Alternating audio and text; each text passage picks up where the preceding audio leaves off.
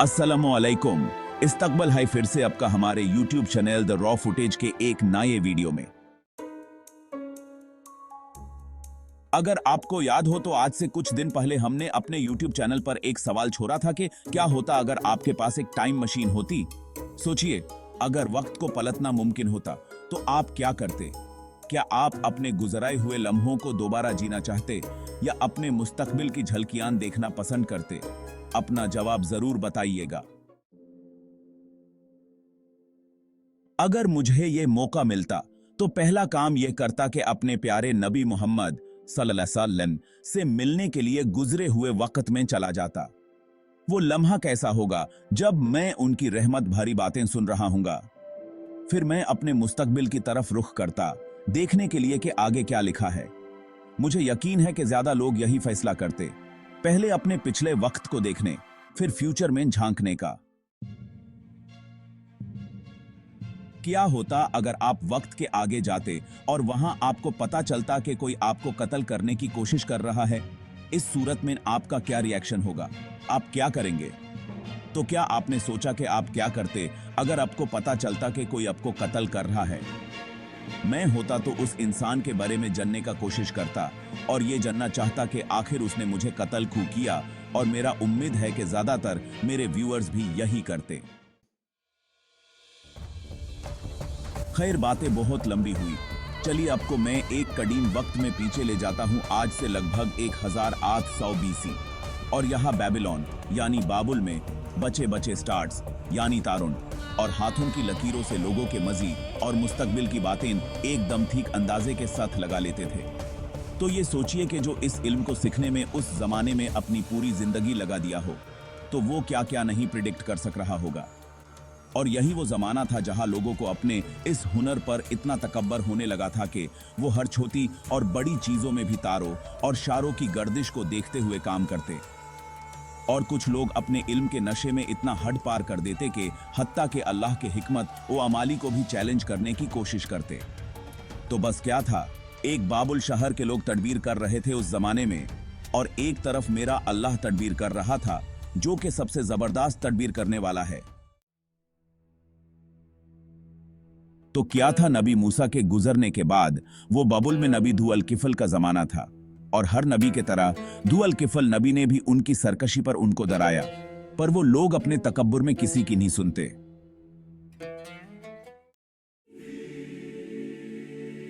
और जब उनको मालूम हुआ कि अल्लाह के तरफ से एक पैगंबर आने वाले हैं जो मूसा की मिसाल अपनी किताब से लोगों को हिदायत बख्शेंगे, तब बाबुल के लोगों ने ईसा बिन मरियम के पैदा होने का साल और दिन भी ठीक ठीक पता लगा लिया था।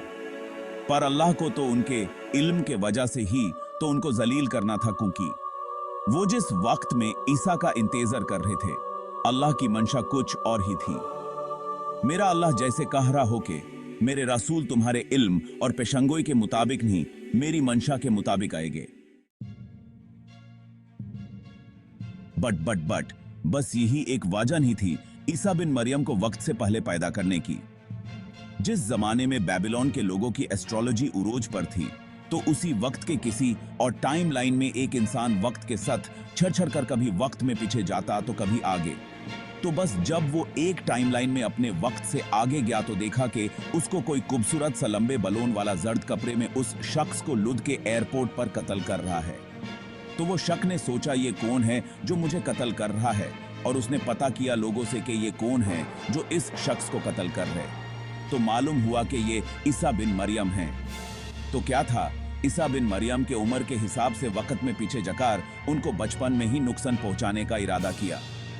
तो उसने वक्त में पीछे जाने का मंशा बनाया और हर वो साल को खोजा शुरू किया जिसमें भी उसे लगता कि वो का उनके उम्र के हिसाब से वो पीछे आछुआ है, पर उसे नाकामी ही मिलती, क्योंकि अल्लाह ने अपने नबी को उस टाइमलाइन से 100 साल पहले पैदा कर दिया।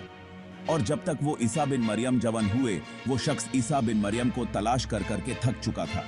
और जब वो मिला तो पाया कि ईसा जवान हो चुके हैं, पर अब तक वो दावत देना शुरू नहीं किए थे। और जैसा कि उस वक्त के यहूदी एस्ट्रोलॉजी पर ज्यादा तवक्कुल रखते थे, तो जब ईसा बिन मरियम ने नबूवत का ऐलान किया तो यहूदियों ने महज इसलिए उनको एक्सेप्ट नहीं किया और उनसे पहले के नबी यहया अलैहिस्सलाम को भी बस इसलिए कत्ल कर दिया क्योंकि वो उनके इल्म और पेशन गोई के हिसाब से नबूवत का दावा नहीं किए थे, और इसी का फायदा फ्यूचर से आए शख्स को भी मिला।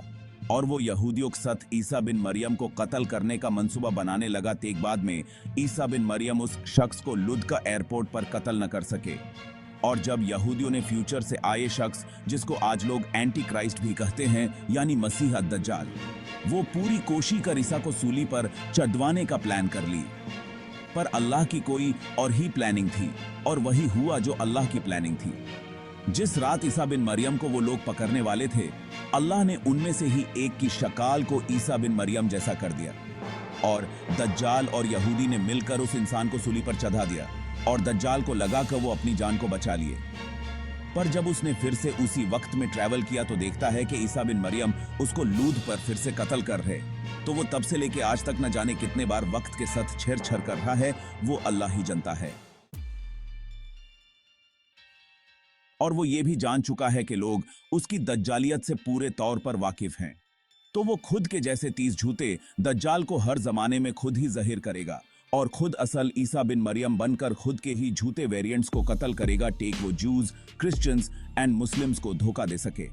और लोग इतनी बार ईसा को दज्जाल का कत्ल करते देखे होंगे, और दज्जाल को खुद के ही वेरिएंट को मारना जरूरी भी है, क्योंकि वो भी ये जान रहा है कि असल ईसा दज्जाल को कत्ल करेंगे। और शायद इसलिए भी मुस्लिम्स के उलमा भी मसीह अद-दज्जाल के फितने में आ जाएंगे। पर अल्लाह ने आखिर नबी मोहम्मद सल्लल्लाहु अलैहि वसल्लम के जरिए हम उम्मतों को इस फितने की खोल खोल के हदीस बयान करा दी है, ताकि लोग दज्जाल के फितने से बच सके।